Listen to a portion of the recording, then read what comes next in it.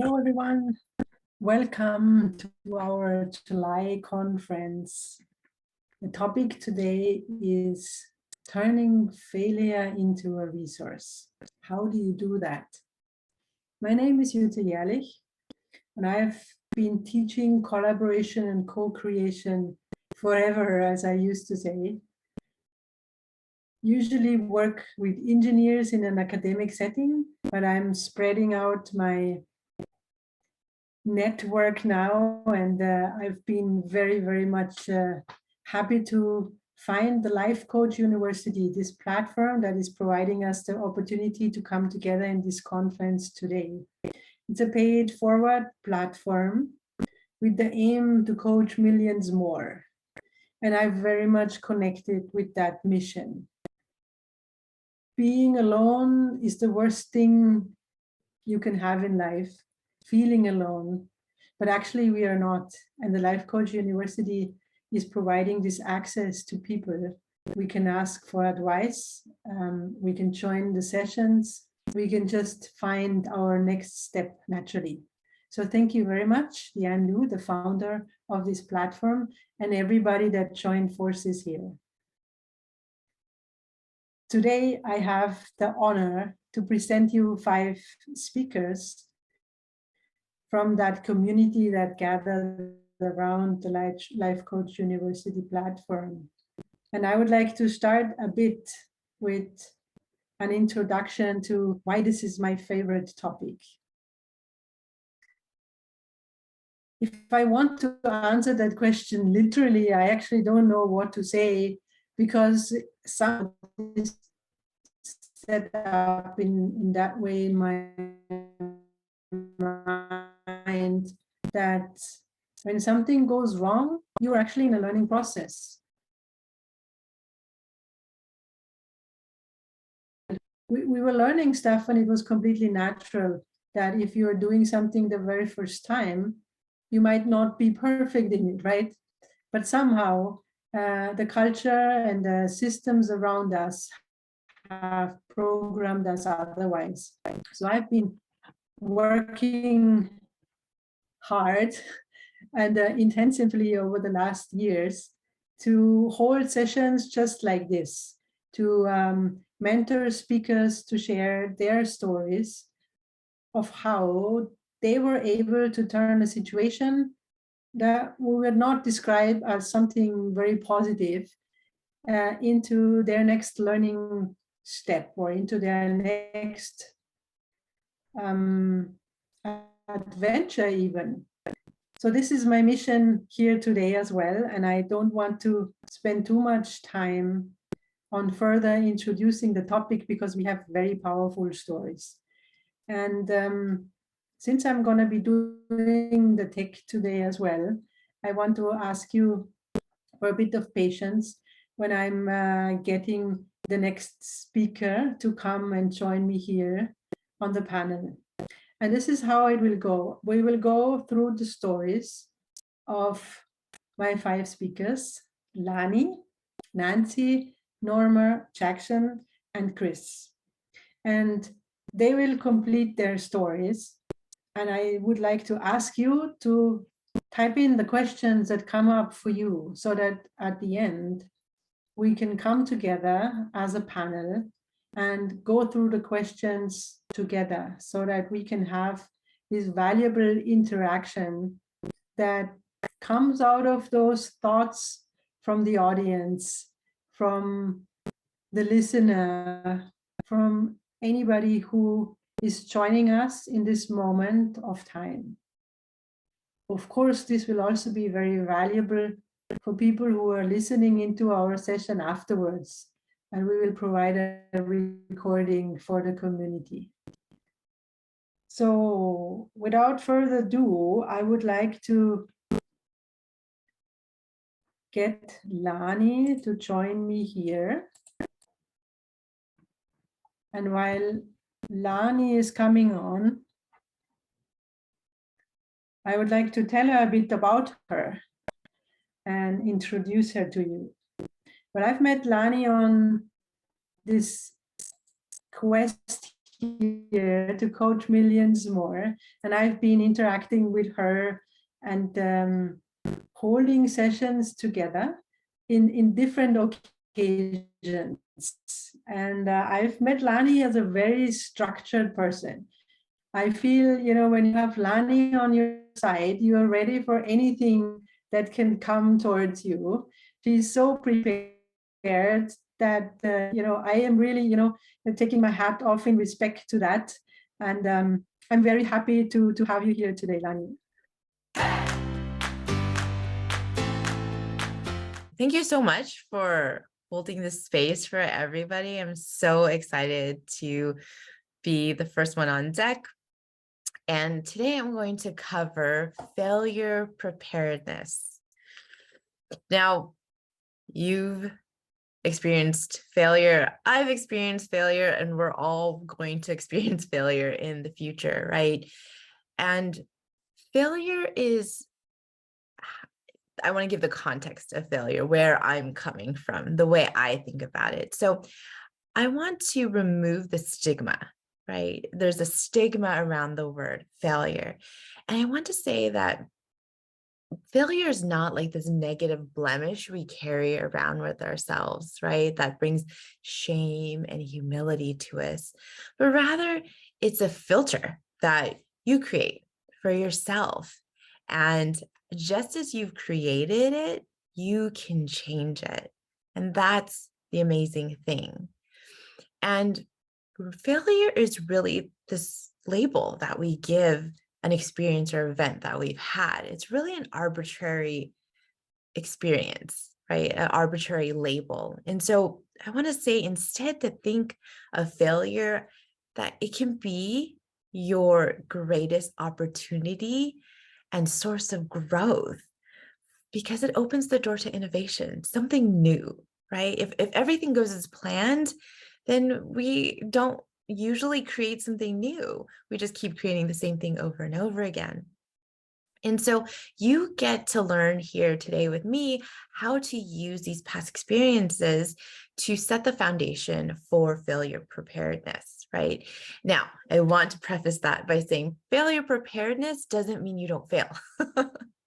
It prepares you. You expect to fail, but how are you going to handle that, right? So I'm going to tell you a little bit about my story, and then I'm going to go into what did that look like in my own life as I've refined the process through many failures. So I learned early on that there wasn't a lot of room in my family for embarrassment. It was a feeling of discomfort and something that my parents quickly wanted to get rid of, however that looked. And so I remember being around 10, 11, 12 years old, playing on a basketball team. And there was a group of girls who on another team who complained that I had been using foul language on the court, which was completely untrue. And so my mom was told this. And I said, that's not true. Like, I absolutely did not say any of that. Her reaction, though, was really to get rid of the embarrassment as quickly as possible. So I was told I needed to call these girls up and apologize one by one. Instead of backing me up, my mom just kind of told me, sacrificial lamb, here you go. And to me, it was such a humiliating experience because my mom did not back me up. And it wasn't that I had to apologize, but it was the manner with which it was done. So I always had this feeling like I need my parents' approval. And so I really made it a goal of mine to be a high achiever. So by the time I was in high school, I didn't start off as a high achiever, but I was like the athlete. I was popular. I volunteered in school. I was involved in school, and I had a good looking boyfriend to boot who was popular. And so, it was like the epitome of the high school person you wanted to be. I applied to college my senior year in high school, and I wanted to be a cardiologist, and I got into one of the colleges with the top 10 ranked medical schools. And I was so proud of myself. Come fall, I enter into college, and instead of being like this amazing superstar, I am now average. Everyone around me is like me or better. And I had this breakdown in identity. I didn't know what to do with myself. And it came out as failure, complete failure, literally F's when I went through my courses my freshman year. Half of my classes, I would say I failed my freshman year. And that was hard enough. Then I come home for the summer and all my mom's friends are asking me, so how did college go? And I was like, not so great. What are you doing this summer? Summer school. Why? It's like the dreaded question, because I failed my classes, right? And it was so impactful to me, and I never wanted to be there again. But I really didn't know what to do with myself. I had no failure plan. I had no failure preparedness. Fortunately, my sophomore year, my roommate at the time was a new Christian believer. I had been kind of jaded in my faith, but we took this journey together and we got really involved with church and youth group. And I really started to talk about my values, my vision for my future. And that's really where I shifted and I decided I wanted to go into teaching. I wanted to use my science background, but I didn't want to necessarily be a doctor. I didn't want to be in school for another 10 years. That wasn't the vision for myself.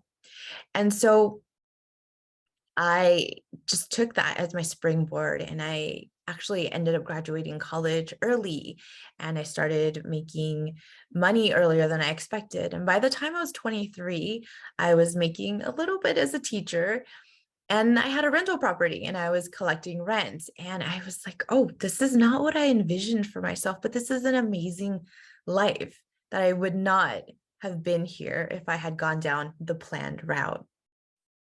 And so, looking back, I would have told my younger self to put value in who I am and not what I do. That's really the message I wish I'd given myself.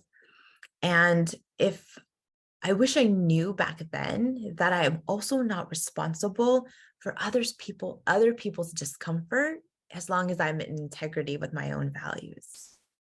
So how did this translate to failure preparedness, right? Well, I want to say, just like I talked about, what I had to do is define and identify my values. I would say list your values and rank them in priority. What is most important to you out of your values? And then make your decisions based on these values and priorities. This really creates a sense of self-trust within yourself, right? You're not Google searching, and not that there's not a place for research, but when you make those decisions from who you know you are, that creates a sense of self-trust. Now, it's not always going to go 100% as expected, but you trust yourself. And then I would say this also creates a sense of self-efficacy. Who are you, right? And when you commit to your values, when you honor your values, right? Not tell other people about them, but honor them for yourself, right? You look over them, you review them. They're in the forefront of your mind, right? You honor your values and who you are, and you really start to form your self-identity. And then you plan your failure preparedness. What does this look like? List your high quality thoughts about yourself, about your qualitative qualities, right? And you're going to base them on these values that you have created, right? So the difference about that for me would be like, people feel connected, right?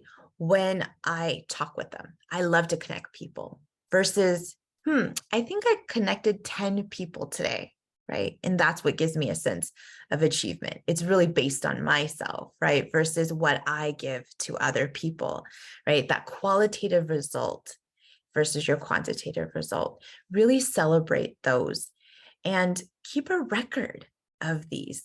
It can sound a little silly if you're not used to journaling, But it is so important because this is the story that you tell yourself each and every day. This is what runs through your mind each and every day. When you honor your stories and you take the time to revisit them, it's like looking in an album, a scrapbook, right? What is it that you want to remember about yourself? And I would say, look through the failures that you have worked through, honor those, celebrate what you learned through that. And I love to do this. I coach a lot of parents. I love to do this with parents and encourage them to do it because my kids love to look through my yearbooks, probably because they like to make fun of my 80s fashion, but they also love to hear my stories and they love to connect with me over like when I was in high school, when I was in middle school. It's so entertaining. And just like I wish I would have known certain things in the past, I get to pass that on to my kids. I get to give them failure preparedness. But also when I teach them, I learn, right? When we teach, we learn so much in ourselves. And so when we keep reading them that storybook, when we keep that record, when we go through our scrapbook with them, it really creates those neural connections as we do this over and over again. And then I would say, the second part or the third part of this is create safety and comfort for yourself now, not in the moment. Because when we're in the moment, we don't always make great decisions, but ahead of time, right? When you are talking to a friend or if you have a child, what does it look like to comfort them and give them safety? What do you want that experience to be like? Plan ahead of time, right? So is it music? Do you like tea? Do you like hugs? Like hugs, I go to my youngest daughter. I already know how to get that comfort and that safety. Affirmations, my husband. And when I know I'm tossing around an idea that I feel unsure about or has gotten some criticism, my two oldest kids are wonderful at that. That's where I find my safety and my comfort, right? So what does that look like for you? The fourth part of this process of planning is know your triggers for failure. Is it a thought, an emotion, an action, a result? For me, thoughts like, I hope so-and-so thinks this about me, or I hope they don't think that about me. That's a thought. I know that's a trigger that I'm sitting in failure. Or I feel embarrassed. That's an emotion that I know is triggering my sense of failure. I do it even if I'm tired and cranky. That's when I know I'm doing actions out of feeling I'm in failure. Or I don't want to waste my time on this. That's when I know I'm sitting in failure. Now, the last part of this is failure preparedness drills. What does that look like? Two things. You can do role playing. What does it look like when you role play this for yourself in your head, this drill? I don't do that so well. So my second thing is I love to read biographies on people I admire. I love to read about other challenges that other people have been through because I take myself on that journey and I get to live through things that they've done that I would love to do for myself, things that I would change, that I would do differently, or even challenges I haven't met myself. I get those creative juices flowing. And so I love going through biographies. That's what really works for me. So thank you so much for being here and listening to my story. And I hope you take away something to help yourself with your failure preparedness plan. Thank you very much, Lani. I very much appreciate to take us on this journey to go back to your childhood, and I know how it feels like to not be backed up. So I'm sure our listeners will be able to remember incidences where that happened to them. So I'm going to put you back down in our audience to get you back later. Thank you for now. Thank you, Jutta. So while Nancy is coming on, I'll give you a brief intro I've met Nancy only on one occasion, but knowing about her that she has been an entrepreneur for 25 years, she had her own clothing line, and I am just in pure respect because this is a very, very big achievement by itself. And I'm very, very happy to have you here today, Nancy, and I'm very positive that people will take a lot out of your story, and take it away from here and let us know how this journey as an entrepreneur to where you are now looked like. Thank you for allowing me to show up today as the authentic me. I want to tell you a story about failure and how it helped me realize that I needed to make a significant change in my life. It's interesting because people are so afraid of failure. There is a lot of fear out there, and I have learned to look at failure as an opportunity for growth. It's just information. We're learning what doesn't work. And when we can kind of sit with that and think about what's not working, it allows us to move forward. So I have learned that, and I want to share something with you. So I've been an entrepreneur for over 25 years. I've had several businesses over that time. I had most recently, before becoming a certified coach, I had a clothing line, and it was geared towards moms and kids and babies, and it was super fun and super happy, and I wholesaled it to stores. I started it from just a hobby, and I was trying to get it to scale it. I had recently gone through a divorce. I was a single mom of 2 kids, and I thought, okay, this is my opportunity to turn my hobby into my big business. And I tried to scale it. I got it to where it could pay the bills and be, okay. But I was working my butt off like every entrepreneur does, and trying to raise my kids. And I wanted to figure out how I could scale it so I didn't have to work so much and could enjoy life a little bit more. I was struggling to do this, and I couldn't really figure out why. So I was actually at a wholesale trade show in Florida, and there was a sales webinar, how to increase your sales. And so I went to that, and afterwards the speaker made themselves available. They said, if anyone has any questions, wants to talk to me, I'm here. So I went up and I spoke to him, and I told him a little bit about myself and how I was struggling to scale and increase the sales. And he said to me, what do you really want? And I thought about that, and I said, I want to help people. I don't think I want to sell clothes.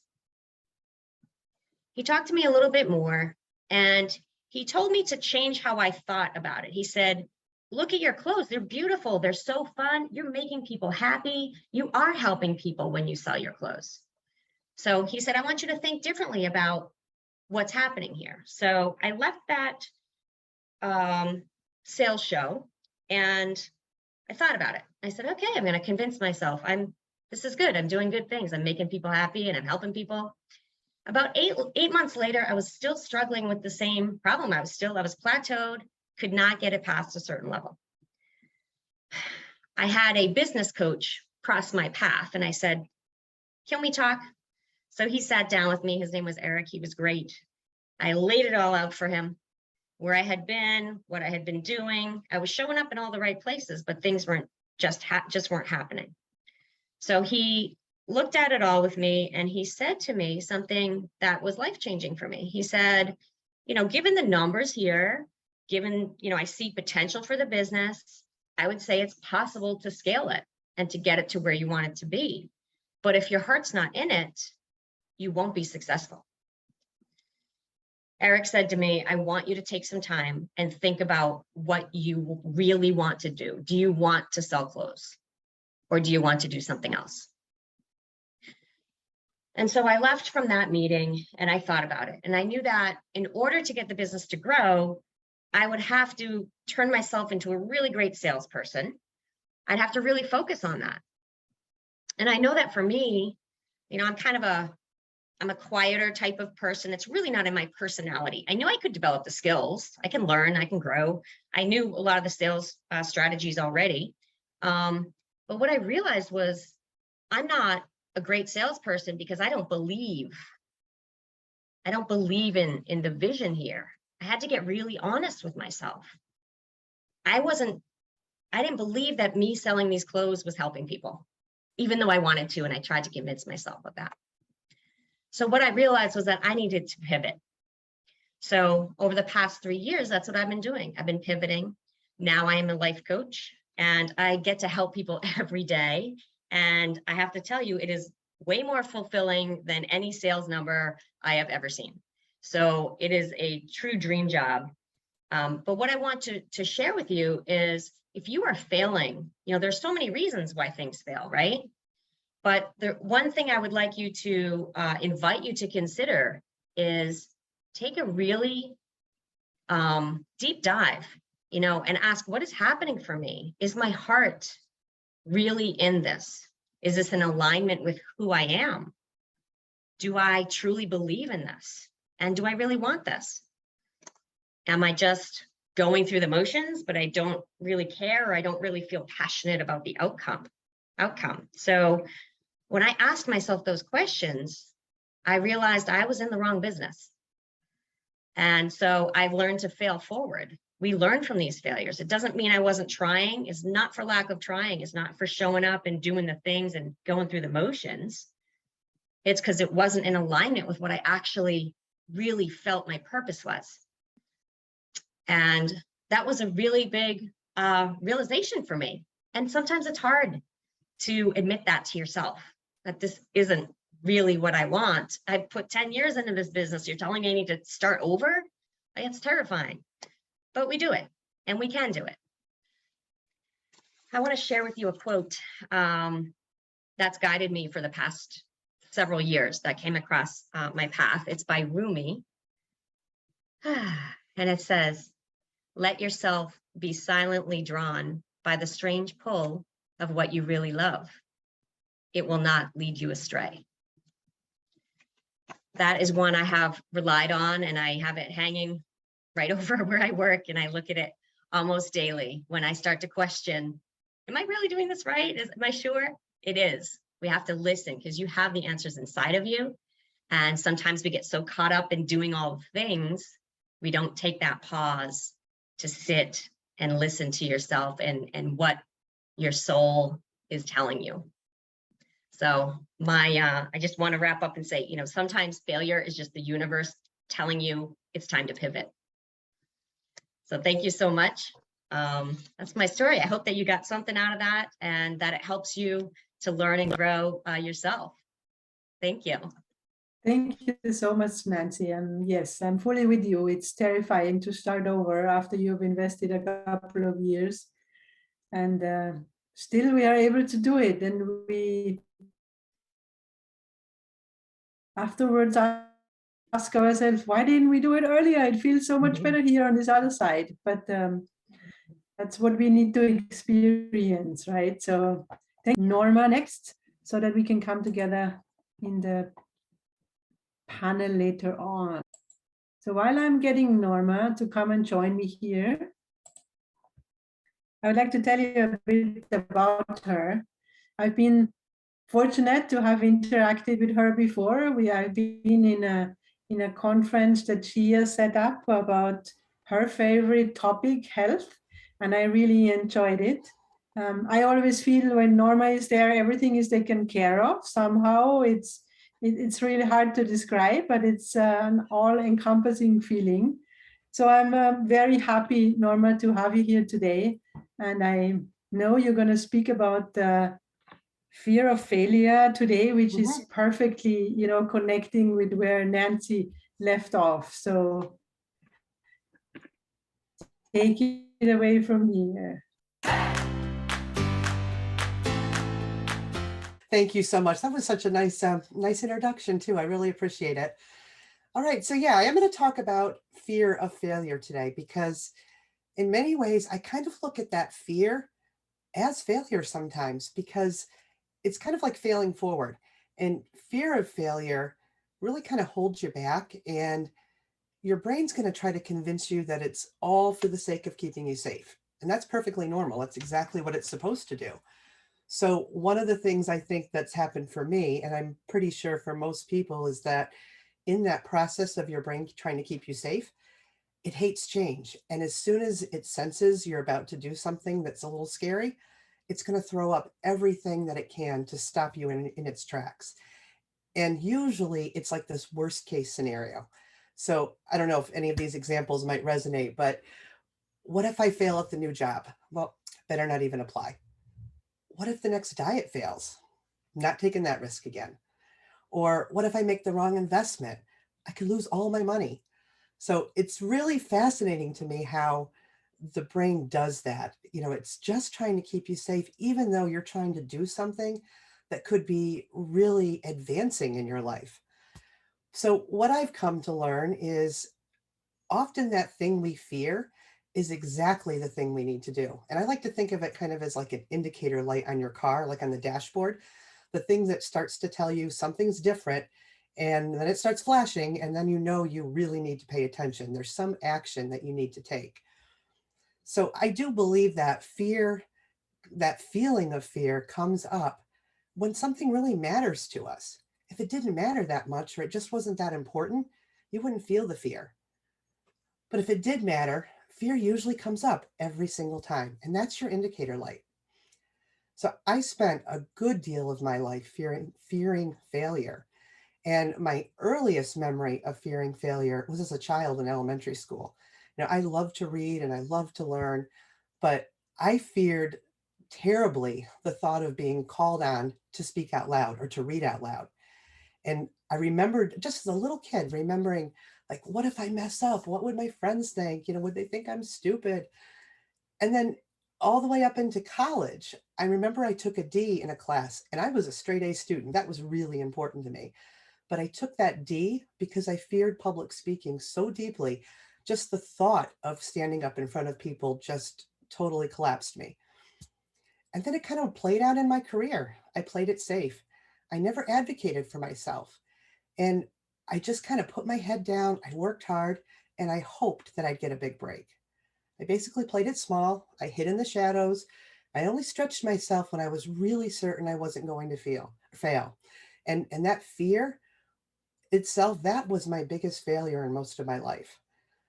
But like I've said, I've learned that fearing failure is normal, and it's what you do with that fear that matters, especially when life throws you a curveball that literally can only come out of your worst nightmare. And that's kind of the story I wanted to share here, to show a little bit how fear can really be energy and drive you.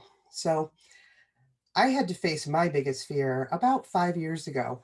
My, let's see, at the time, 21-year-old son was pretty seriously injured in a dirt bike accident. And it resulted in 9 broken ribs, a punctured lung, a broken femur, and he fractured his spine. So for a long time, I feared that I had completely failed him as a mother. All of his life, I'd encouraged him to do something that I knew was dangerous. And that very thing ultimately left him paralyzed. So it was just this overwhelming feeling that I had just completely failed. And in those early days following the accident, I questioned everything. Like, why did I let him on that dirt bike at 5 years old? And why did I encourage these bigger, faster bikes as he got older? And in my mind, there was just no way that I had succeeded in anything as a parent. I had completely failed. And then reality kind of started to set in, and medical decisions had to be made. And I was fearing failing again. I was fearing failing him again and making the wrong decision. And there were so many what ifs that played out. It was that in and of itself felt like it was paralyzing me. But when I saw my son literally 2 days after he lost his ability to walk, watching videos on adaptive motorsports, I feared again failing him.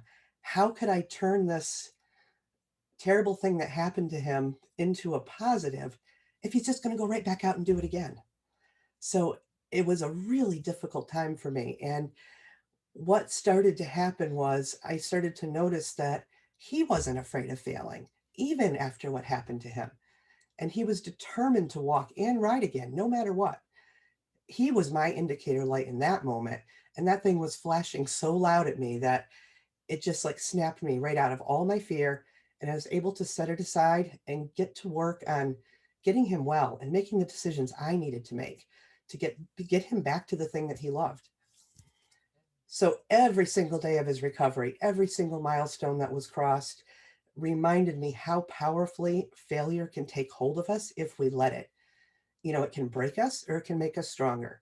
And he chose finding strength in that failure. And every time he fell, every hard therapy session we faced, he didn't fear the failure. He actually embraced it. And 6 months later, from the date that he was injured, he was back in college. He was driving a car with hand controls, and he'd modified that bike. And exactly 11 months to the date, he was climbing back on that bike and strapping his legs to the bike with a bungee cord and riding across that field like nothing had ever happened. And 18 months after the accident, he walked across the stage to collect his college degree with his crutches and all. It was just the most beautiful example that I've ever seen of how failure can be turned into a gift. Because every failure he just continued to build upon. So if I had stayed stuck in my fear of failing him, I never would have been able to find joy in my life or his after what had happened. And I certainly wouldn't have had the strength to help him find his joy. And I used that fear as energy. And I knew there was going to be lots of failures in his life now. And now I could embrace that and accept that failure means you tried, even when you're scared. So listen to your fear of failing, because if it's there, it's because whatever you're about to do matters. And it matters a lot, or you wouldn't be having fear. And it took a catastrophic event in my life to wake me up to that fact and to teach me that failure is always optional. And it's supposed to happen. It's how we get to grow and learn. And since then, I've kind of come out of hiding myself. I've stopped playing small. That's why I'm here today. That's why I became a life coach and started this business. And now I have a podcast and a community membership. I've faced my fear and took my life back in my hands. And all of those failures along the way, those very little things that felt so awful as I failed, were actually the things that have brought me success and the most joy in my life. So I don't want anybody to experience a catastrophic event to appreciate the power of failure. And I'm not implying by any stretch of the imagination that it's necessary. Just don't waste another moment fearing failure. Go out there now and do the thing that you're scared of the most. Change that job you hate, start a business, write a book, get healthy, whatever it is, do something that scares you, because if it scares you, it matters. So I hope that you have a little bit of a sense of how to use that fear of failure as a strength, and you kind of go out in the world and make some big things happen. So thank you, Jutta, for letting me be here today and tell my story. And I hope it helps some other people, like I said, gather up that energy. Thank you so much, Norma. I got goosebumps.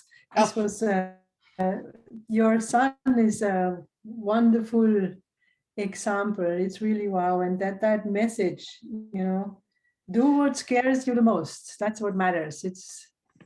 We need to embrace that all. So thank you for the moment. Thank you. Put you back into the audience. The next story that will definitely get you goosebumps as well, if you didn't have them already. And I'm going to get Jackson. And I've met Jackson on several occasions. And I always feel that I have a backup there, that he is this genuine, calm, very determined person that has it all set up. And he has a wealth of experience as an executive and an entrepreneur. And that's a rare combination to have that within one person. So thank you very much, Jackson, for being here and for sharing your story. I'm giving you the stage.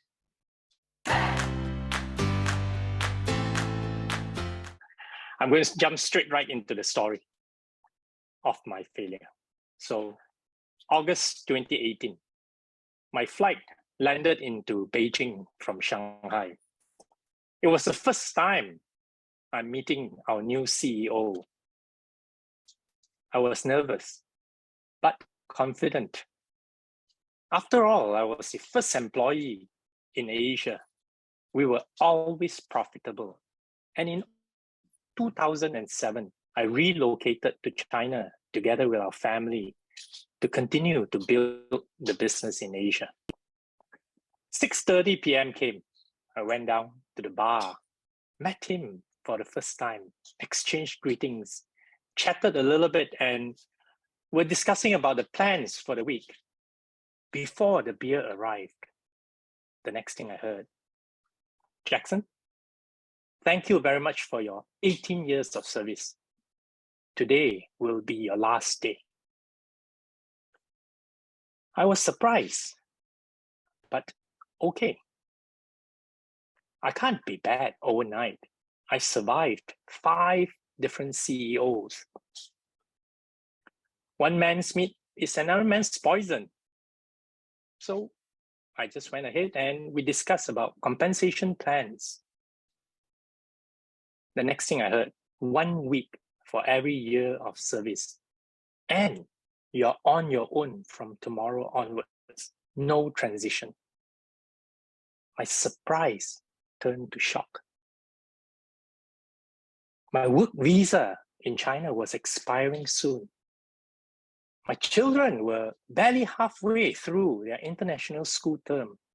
And suddenly, I have to be responsible for all the financial burdens, especially the high cost of living in Shanghai relative to where I'm coming from. I headed straight back to the room. No more conversation. I called my wife and told her that I've been made redundant. She asked if I've had 1 drink too many. I'm joking. Are you? She asked if I'm joking. I said, no, it's for real. Silence. Then I heard a whisper. She said, the children is listening in because you're on speaker mode.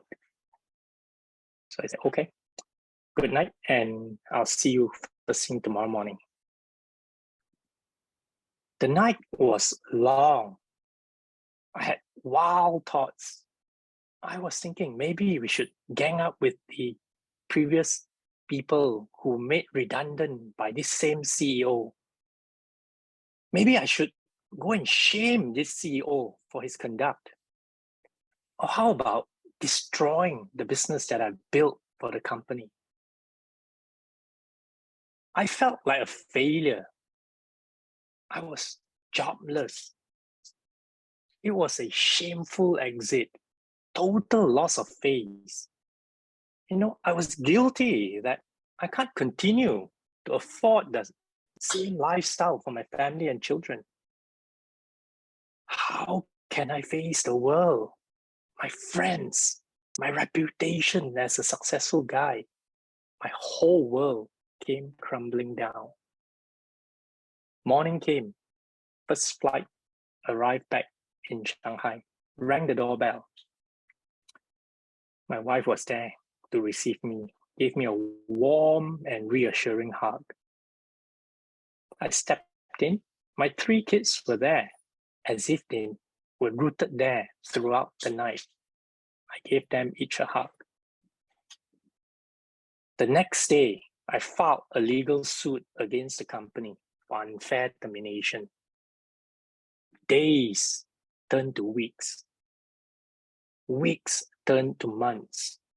It was draining me of my cash and obviously my life. I was jaded. There was simply no motivation to do anything. It was just bad energy all around. My wife, who was a pillar of support, was affected as well. She was worried because I could not sleep well. My children were affected too due to the uncertainty. I felt like I failed as a husband husband. I failed as a dad. I failed as a person. I failed to pick myself up. You know, after more than about 4 months into it, I was just having a scheduled meeting at the lawyer's firm. I casually asked about the fees, and I was shocked with what was outstanding. I went home dejected, had a chat with my wife. What had I turned into? I was never a vindictive kind of guy, always had a cool head over my shoulder. It was just not me. With the firm support from my wife, she said, just go ahead and do what you need to do for you. I decided to stop. I realized I was just fighting for pride. It was just ego in the way. I settled the case, reflected, and realized that all my years of traveling, time spent away from my family, the working till wee hours in the morning, due to the time zone difference, sometimes even sacrificing my health, were not appreciated nor compensated. So what have I learned from what I perceive as failure is that when things happen, especially the negative things, don't react with anger. Don't allow ego to get in the way. Just experience the emotions. They will come, and just allow them to play it out. Watch them and let the energy ease off. Just breathe and slow things down. It's absolutely important to manage your emotions. Your mental well-being and health should always be the number one priority. What else did I learn from the failure or supposed perceived of failure? That you should always take control and stay calm.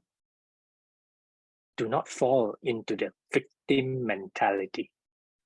Never blame yourself, because whatever that happened were not within your control. I also realized that, failure are just part of the process in our journey to success. Whatever success might mean for you, we're just along the journey and just enjoy the process with the multiple failures in between. Just stay open-minded and constantly elevate your mindset. And lastly, in good times, ensure you surround yourself with authentic, honest people who would share with you their opinions. Spend time building trust. Bank into the emotional bank account. And during difficult time, it is time for you to withdraw from the emotional bank account to ensure that you get the necessary support. So I hope my story of failures and some of the things I've learned is going to help you. I never hope for anyone to go through what I did, but I'm here to share my story, and I hope you enjoy it. So back to you, Jutta. Thank you very much, Jackson. I was also thinking about this emotional bank account, so I'm very happy to hear that somebody else had that thought too. And that's the beauty of community and helping each other through times like that. So thank you very much. I will go and get Chris now. So while I'm getting Chris, a few words about Chris. So technology is in the works. Chris is a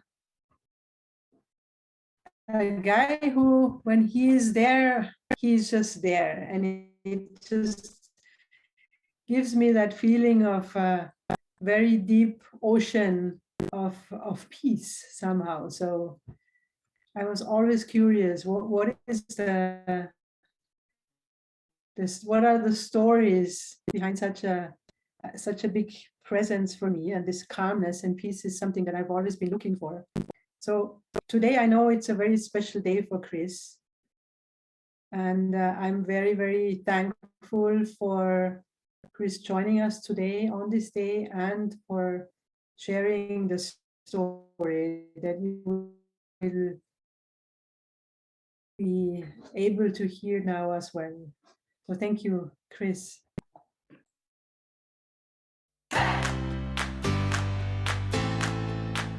Thank you, Jutta, for that very warm introduction. I really appreciate that. Thank you for holding this space for everyone. It's such an amazing topic. It's so important, so powerful. And thank you to all the speakers who went before me. Your speeches, your stories, your concepts and tools were all incredibly powerful and wonderful and helpful. So how can you turn failure into a resource? Well, I think one way is that you can choose to view failure not as a negative, but actually as a gift and an opportunity. Well, how do I do that? You might ask. Well, you've learned a lot of ways today already. I want to add one more, and it's the concept of the 3 gifts. And the first of those is the gift of knowledge. Right? So we can see a failure, we can view a failure as something that is just feedback, and we can grow from there. It's a stepping stone, maybe a setback. But if we think about these 3 gifts, and the first one is knowledge, what do I need to know to overcome this failure, to grow from here, to move forward? So what knowledge can I apply, or what did I learn from that failure, right? What knowledge did I gain from it that now will allow me to pivot and adjust and move forward? And then the second gift is the gift of power. And this one is, what power can I tap into within me to overcome this failure and to move forward and to learn and to grow, right? So can I tap into curiosity, my intelligence, my circle of influence, so the people that I know, my compassion? What power within me do I need to maybe grow or tap into in order to overcome this failure and get to the other side of it? And then the final one is the gift of inspiration. So how can I be inspired by this event, by this failure, to now go and do something good? It doesn't even have to be directly related to the failure itself. So if I get laid off from work, for example, I can turn that into inspiration to do something else positive for myself. Well, maybe I have a little bit of time now, since I'm not working, I can go and I can work out and I can get back into shape. Right? So it doesn't even have to be related, but it's about consciously choosing to turn the failure into a gift and an opportunity. And now you can use these 3 gifts as a reminder of, okay, how do I do that? Right. So remember this, and you can move forward.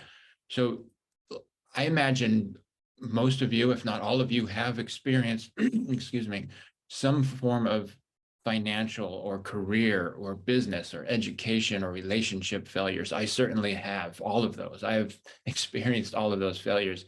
And with all of those, you can apply one of these 3 gifts or more. You can apply all of these gifts. And as challenging and heartbreaking, as difficult to overcome as they are, you apply the gifts and you move forward, right? You learn and you grow and you adapt and you adjust and you overcome. But what if the mistake or that failure is fatal? What if it's catastrophic?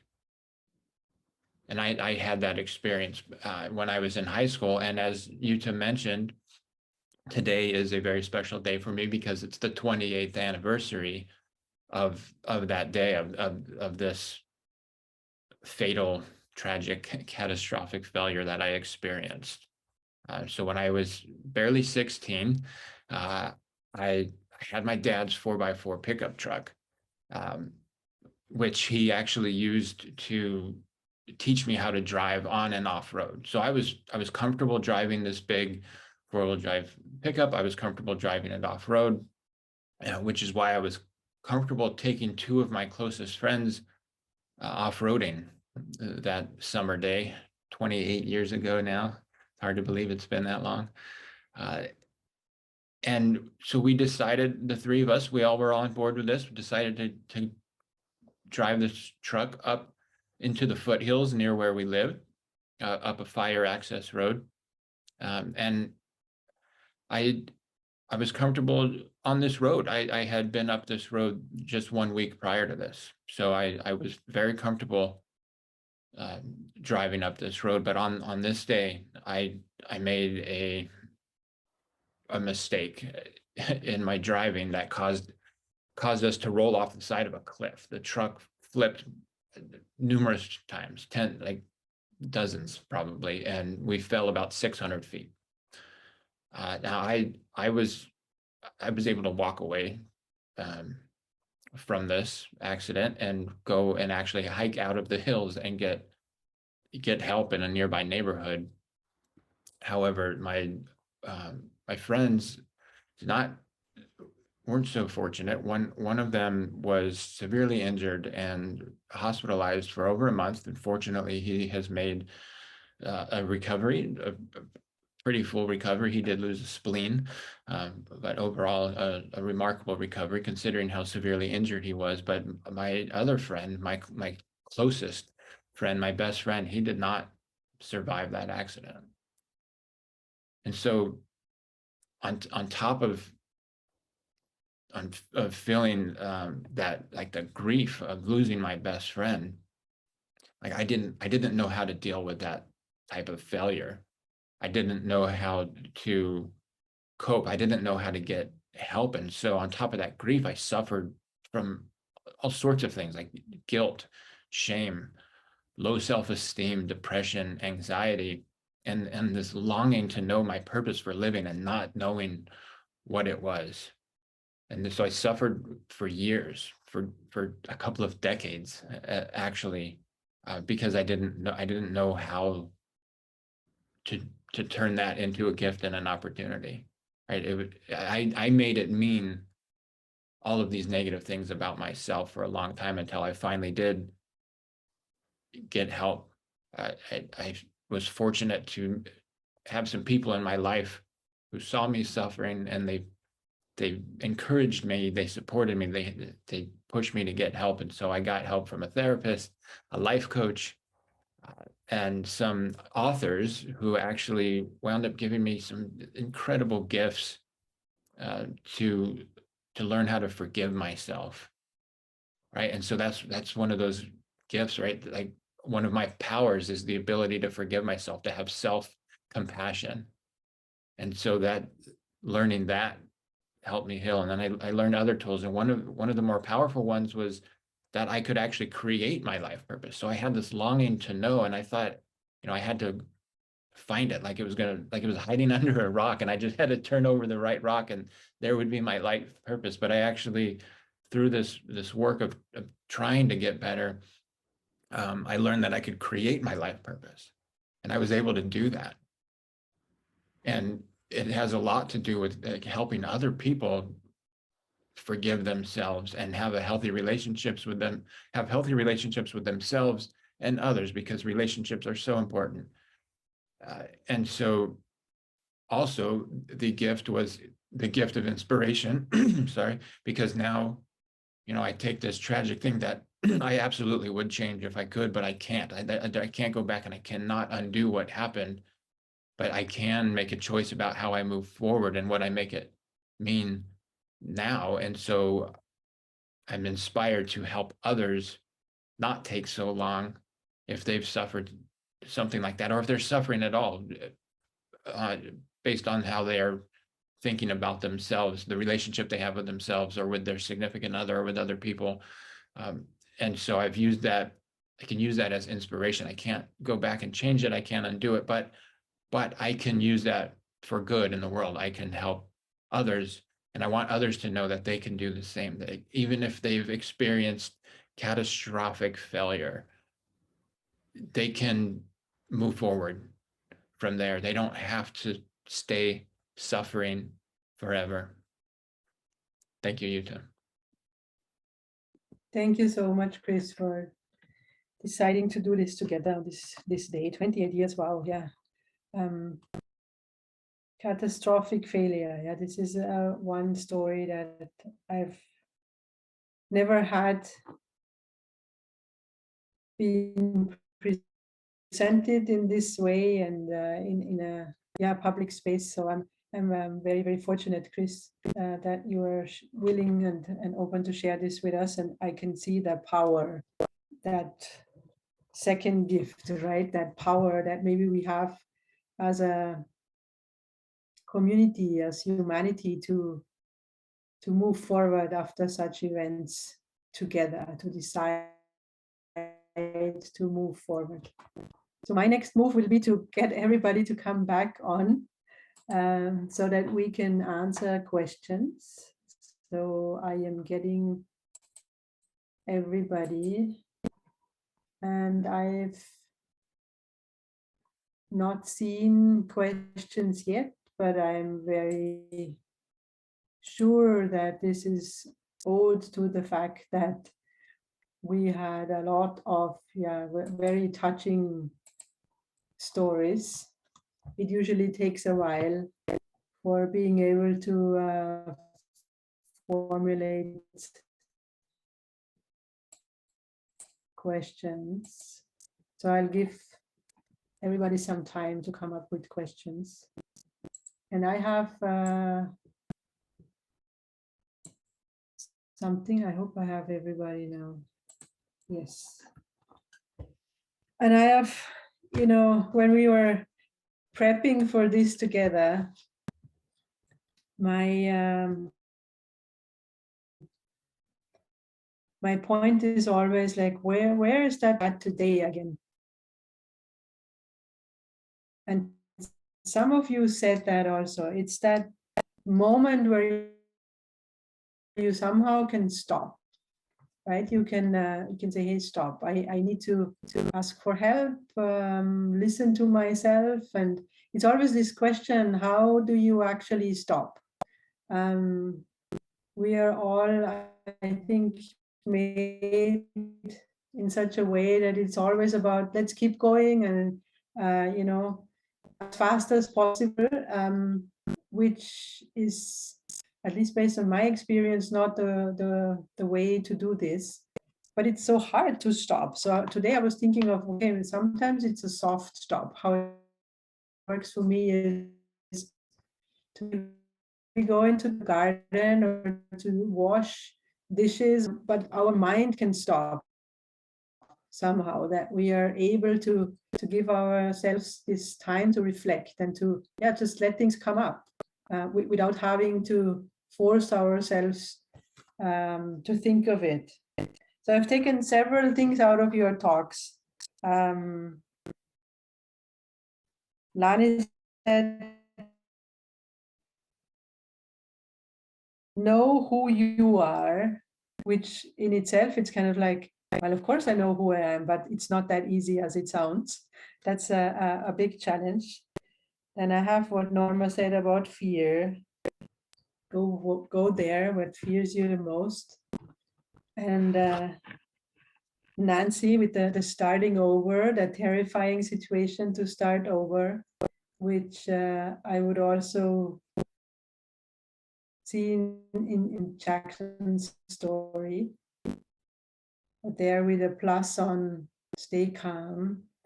And then these notions of being able to forgive ourselves from Chris.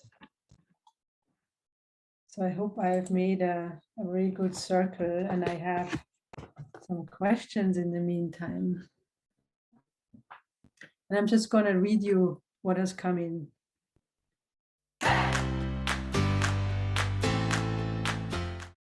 Norma, I'm in tears listening to your story. gripping, powerful. I want to listen to your story every day to remind me that fear is optional and that if it scares you, it matters. Thank you so much for sharing your story. It's given me so much courage to do the very thing that I'm so afraid of doing. I've been avoiding it now for about 10 years. Oh, that's so kind, and thank you. And I'm so glad to hear that you're finding the strength to do this thing. It's important. And if it, like I said in my talk, it matters. It really matters if that's something that means something to you. And when you're scared, that's your indicator light. That's your time to go.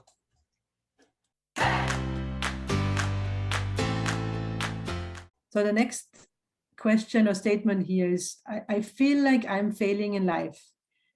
Everyone around me says that I should just get over it, but I live with the heartache of losing the love of my life.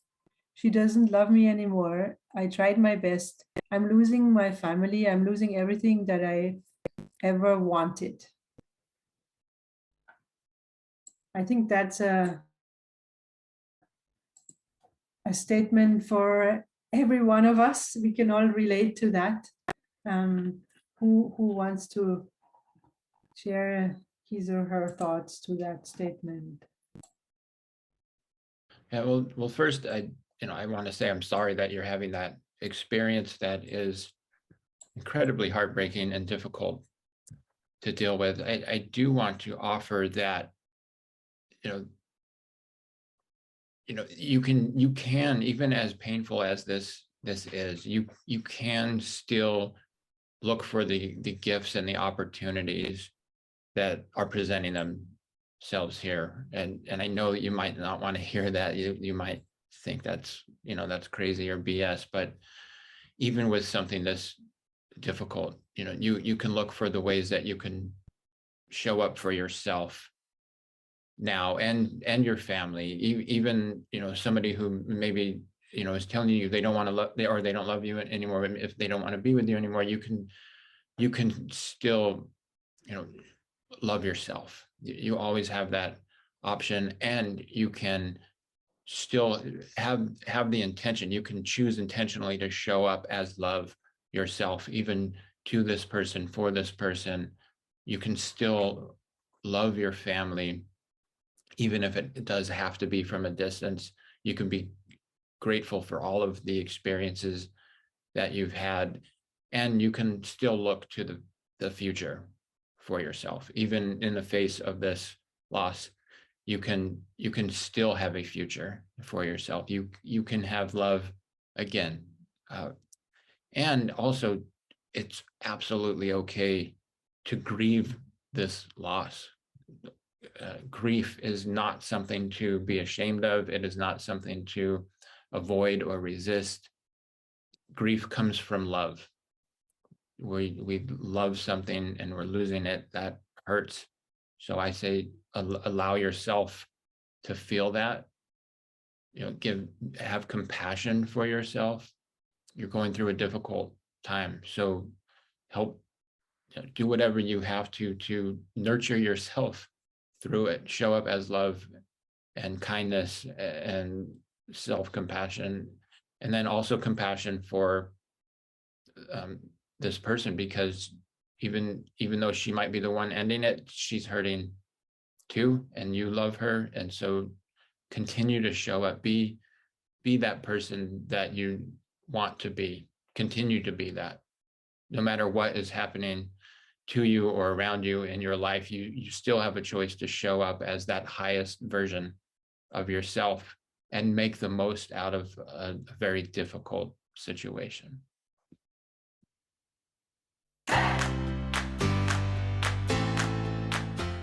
This is for Nancy.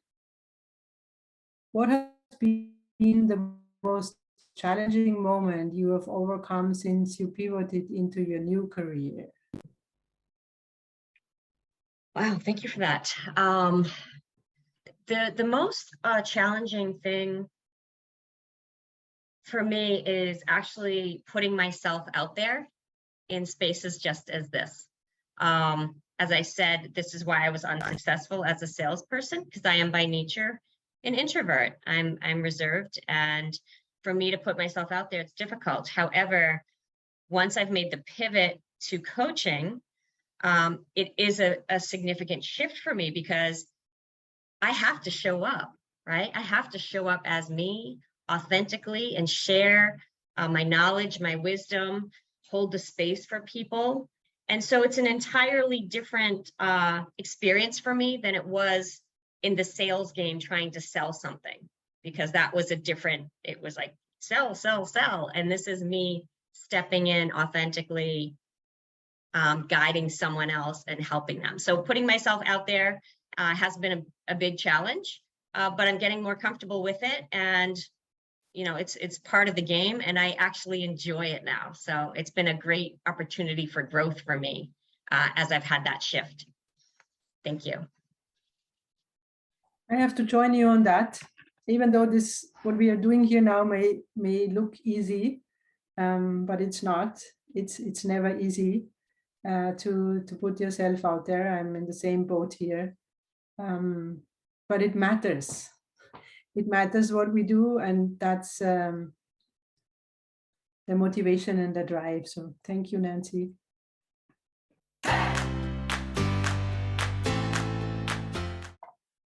So here is another one for Chris. Chris, your strength to turn your failure into a gift of power and inspiration is incredible. I'm humbled to hear your story. Thank you so much.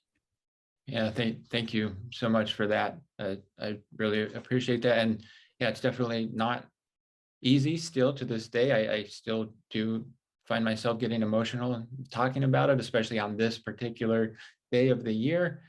But I am grateful for the opportunity. I'm grateful that I had people help me learn to forgive myself and then share this with others and hopefully help inspire others to overcome challenges in their lives, even if they're, you know, monumental challenges, because even those we can turn. And I think especially those, I think the path that I'm on now, which I absolutely love so much, would not have happened without that event. And again, I'm not saying that I'm glad that happened, and I absolutely would change it if I could, but it did happen and I can't change it.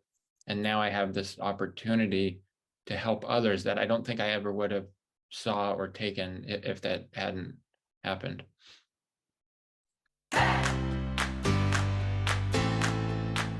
The next one is for Jackson. I'm also curious about that. What's your thoughts about it?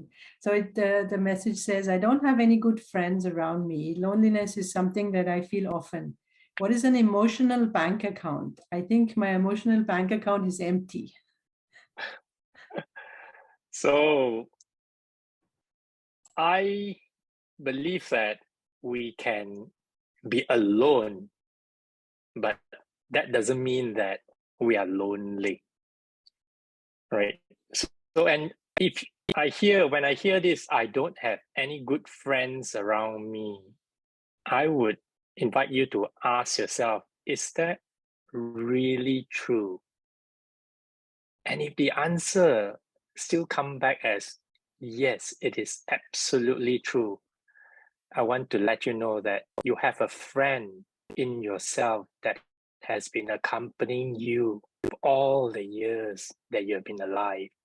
So just go inward and make or get to know the friend that has always been with you, that's yourself. So what is an emotional bank account?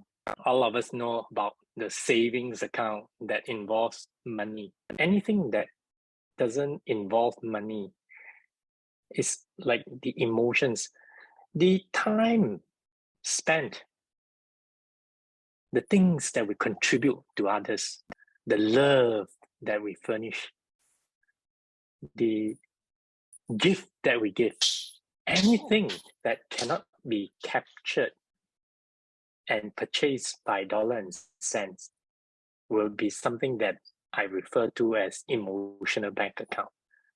So just imagine this other bank account that you have been contributing to people's happiness, love that you've been giving, and anything that you've been doing and contributing to others' life That's what I refer to as an emotional bank account. Thank you.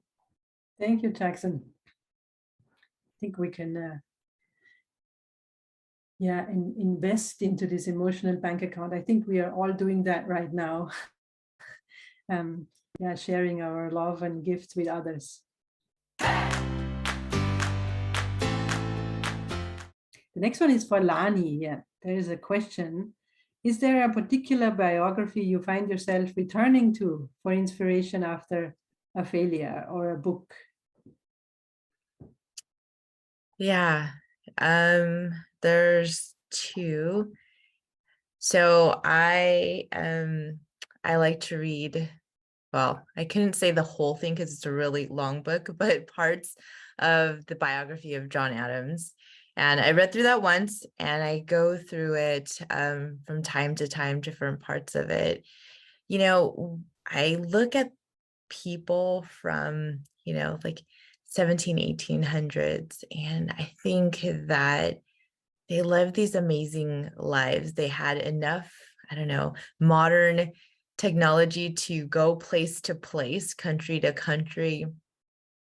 Yet, they gave up a lot of comforts to do a lot of things that they have done. And I find just reading these moments of their lives where they had different challenges so inspiring to me. It makes my challenges seem, I wouldn't say small in a negative way, but so much more manageable, I think. And the I think what I admire is there's so much more written. They have had a lot of letters, and to hear the words that these people speak or write, they really have known themselves. They get to know themselves so well. They didn't have the distractions of Netflix and Google.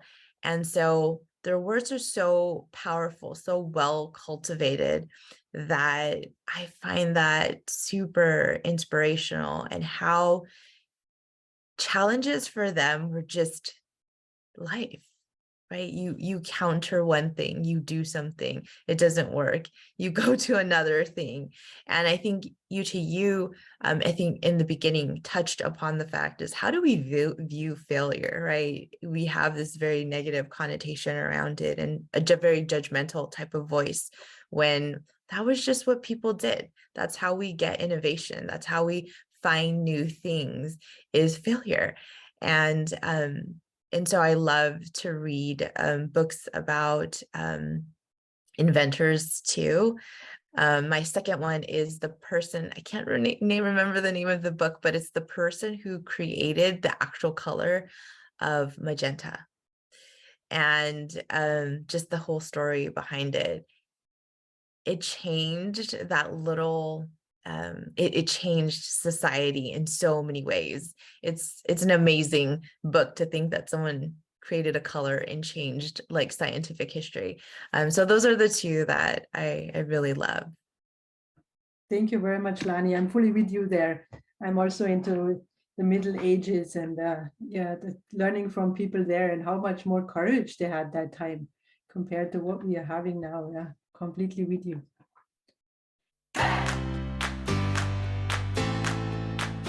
And now I have one, I think, which we could use as a closing round, because I'm sure every one of us has something to say about that. So the statement goes, I'm so angry with what has happened to me. It's so unfair. I was always healthy. My body is failing me now. I feel so much shame, especially when people stop me in the streets and ask me what happened. I want everyone to stop asking me what happened.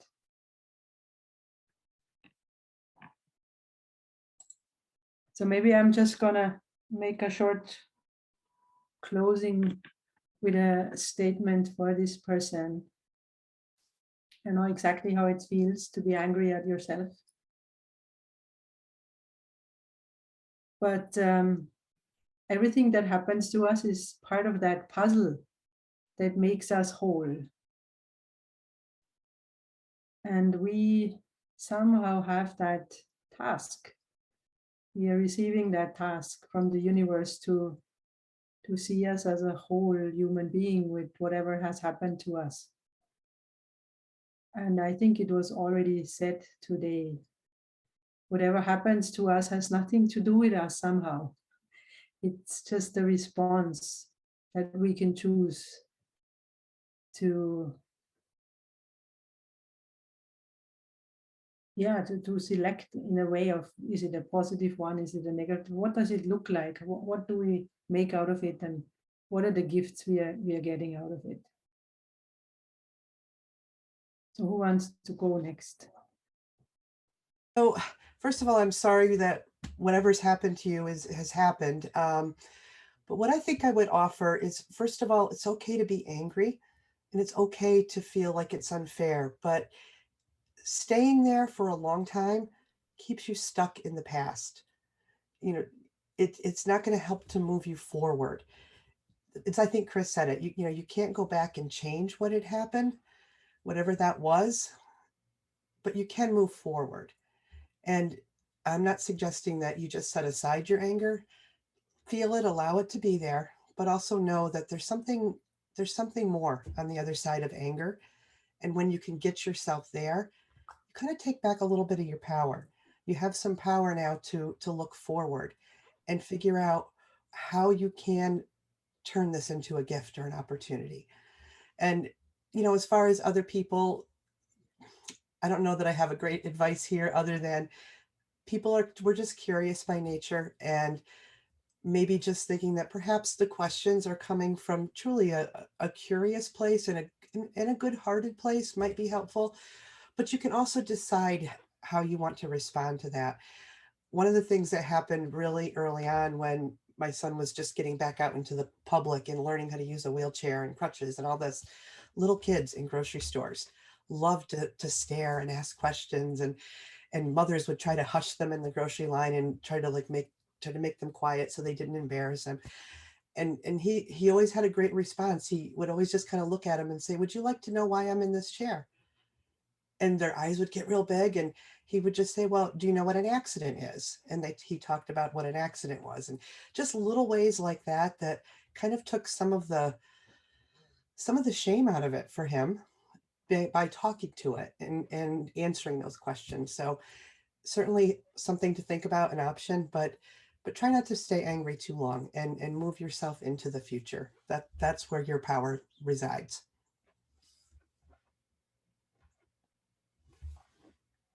Nancy, go ahead. To follow up with what Norma said, what I saw in that statement is you said my body is failing me.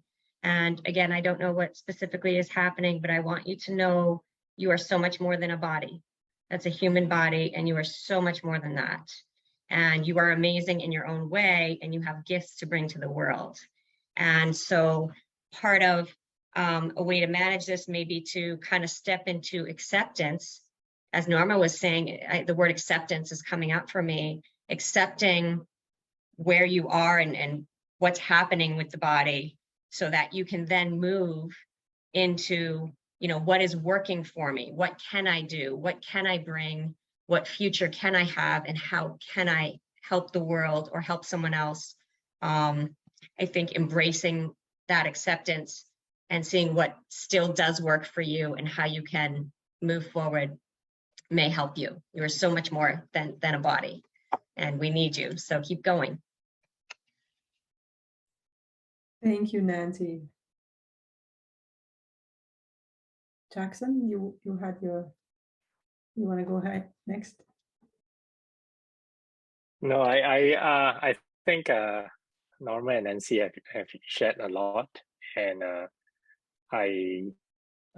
my only comment is really take control and take back control of what you can do, and just focus on what you can do rather than allowing the control to not be in your own hands.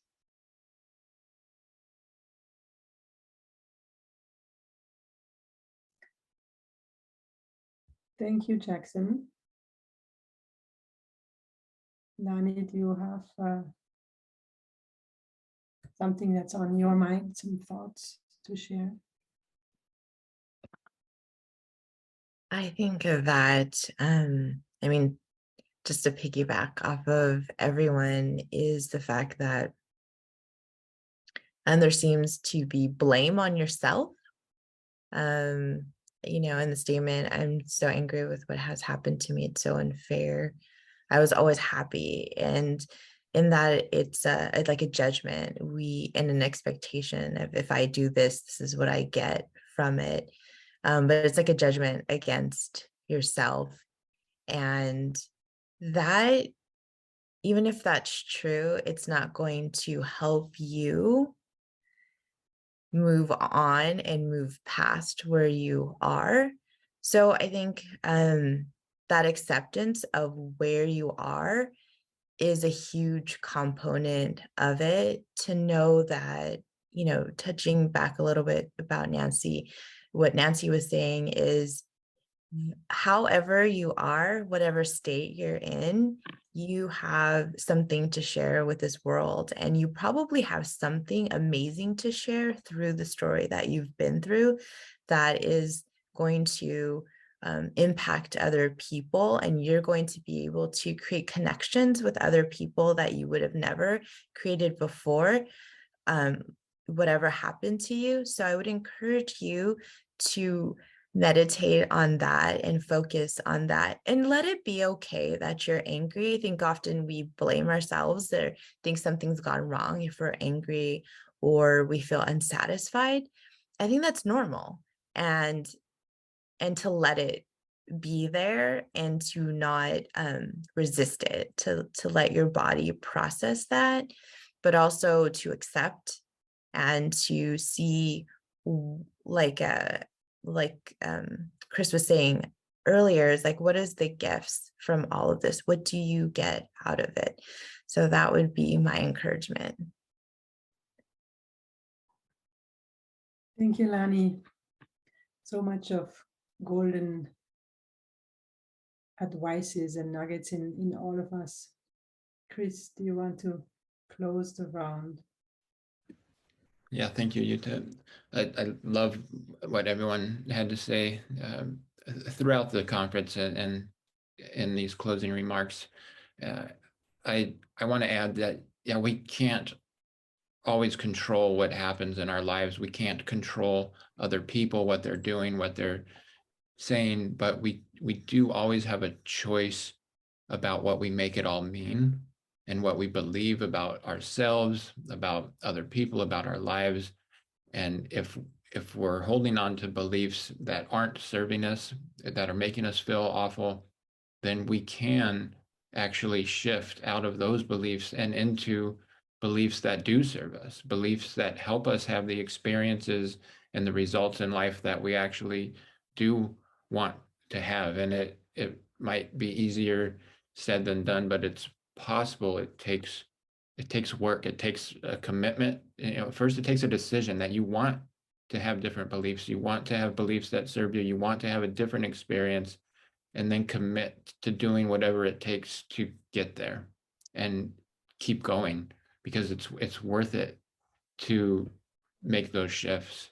It took me a long time, but I'm glad I finally learned how to do it and put the effort into making it happen, because my life is absolutely beautiful now, and it's because of these gifts that I've been given and learned and developed over time to shift my way of thinking. And that's all it is. It's about what's going on inside my head. There's a book by Viktor Frankl, Man's Search for Meaning, that is all about choice, and how no matter what people do to you, no matter what they take from you, what they can't take from you is what's up here and in your heart. And so there's a lot of power in that.